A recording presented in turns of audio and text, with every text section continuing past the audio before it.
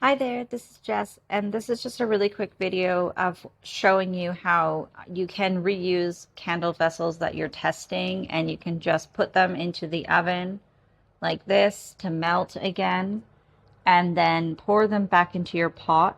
I'll just take them out and then I'll show you how to do that. Here I've got my pot. You can see it's got the same wax as what was in the candles, and all I'm going to do is just see, you have to be really careful because the glass is really hot, and all I'm going to do is just pour it back into here, and it's not quite finished melting, so I'm just going to wipe down the side, put it back in there to finish melting, and then just throw the wick away because we don't need that wick. And then this glass is ready to use again for your testing.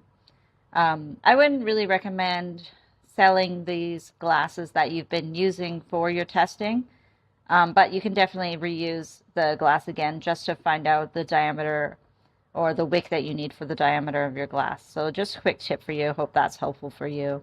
And I'll see you soon in the next video.